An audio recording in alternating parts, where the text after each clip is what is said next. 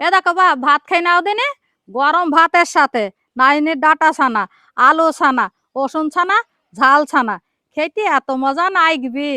গরম গরম ভাতের সাথে এই রকম মজার ছানা খেতে লাগে অসাধারণ। ও মা, কি হইলো? খিদি লেগেছে তো, কি রান্না করছো? এ দেখো ভাত চড়েছে আর এই দেখো ছানা ছাইনবো। তো এত রকমের জিনিস দেখছি, তো কি কি ছানা করবা? এ দেখো ডাটা ছানা করবো, আলু ছানা করবো, রসুন ছানা করবো। একসাথে 3 রকমের ছানা, হ্যাঁ। তাও আবার গরম ভাতের সাথে, খেতে তো খুব মজা হবে। তো তাড়াতাড়ি করে দাও, খিদেও লেগেছে খুব। আচ্ছা ঠিক আছে, প্রথমে আলু সাইড দিবি নি, ভাতের মধ্যে দিয়ে দিচ্ছে, ভাতের সাথে সেদ্ধ হয়ে যাবে। ভাত আর আলু সেদ্ধ হইতে হইতে ডাটা গুনা আমি কুচকুচ করে কেটে নিই।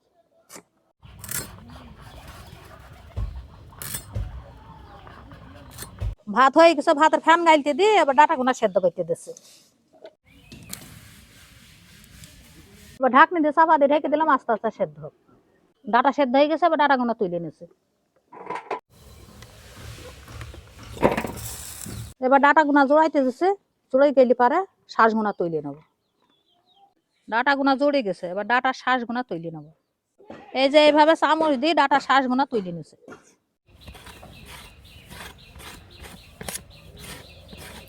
ডাটা শ্বাস গুনা সব তুলে নেওয়া হয়ে গেছে।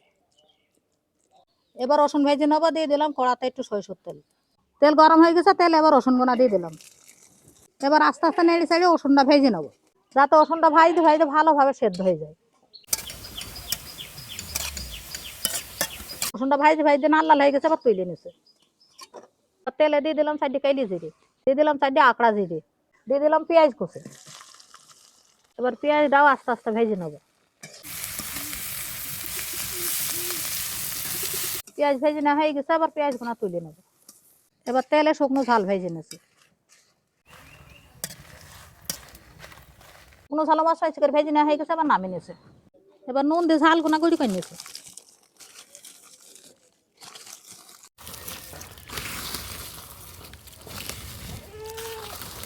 ঝাল গুঁড়ি করে নেওয়া হয়ে গেছে, এবার পেঁয়াজ দেওয়া ঝাল দিয়ে মাখি নেবো।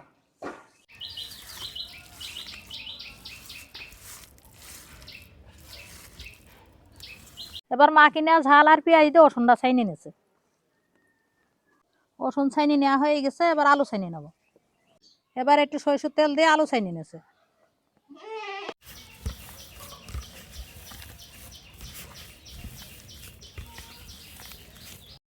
এবার নাই ডাটা ছাইনি নেবো, দিয়ে দিলাম একটু সরিষার তেল। এবার দিয়ে দিলাম ঝাল আর পেঁয়াজ মাখা। এবার সুন্দর করে ছাইনি নেবো।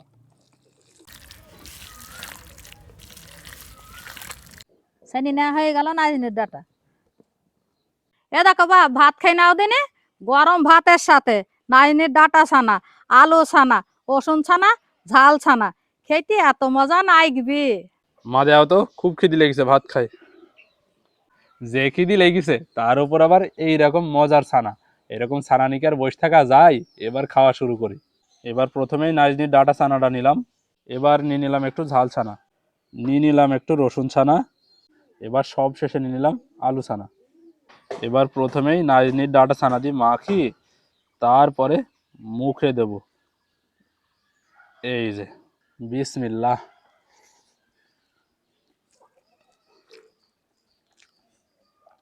দারুণ দারুণ দারুণ স্বাদ লাগছে।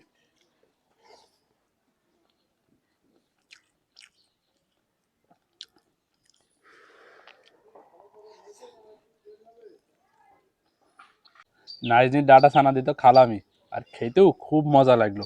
এবার আলু ছানা দিয়ে খাওয়া শুরু করি।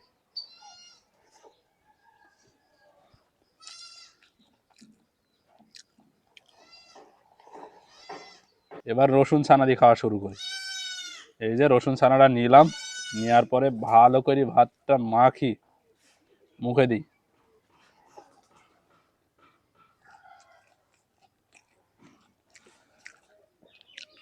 কোনো ছানায় যেন কারো চাইতে কম যায় না, একদম মুখে লেগে থাকার মতো ছানা হয়েছে। এবার সব শেষে ঝাল ছানাটা দিই, ভালো করে ভাতটা মাখিয়ে নিছি।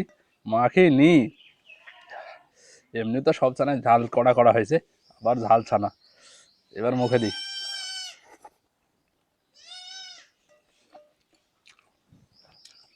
গরম ভাতের সাথে এইরকম যদি ছানা হয় 3-4 রকমের, তাহলে তো আর কোনো কথাই নেই।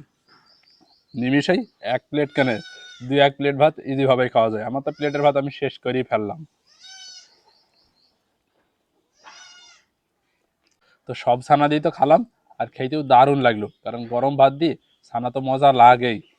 তবে একটা কথা বলি, যে নাইরিন ডাটা ছানা করা হলো, ওই ডাটাটা কিন্তু একটু মিডিয়াম সাইজের ডাটা, যেটা মনে করেন অতিরিক্ত পাকাও না আবার নরম জালিও না, সেরকম ডাটা নিতে হবে। তাই আটিটা সুন্দর মতো সিদ্ধ হবে।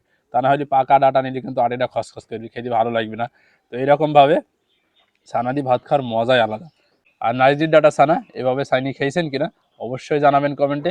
আর যদি না খেয়ে থাকেন, ভালো লাগলে অবশ্যই ট্রাই করে দেখবেন, আশা করি ভালোই লাগবে আপনাদের কাছেও। তো আজকের ভিডিওটা এখানে শেষ করে দিচ্ছি, দেখা হবে নতুন কোনো ভিডিওতে। সবাই সুস্থ থাকবেন, ভালো থাকবেন, সবাইকে জানাই আল্লাহ হাফেজ।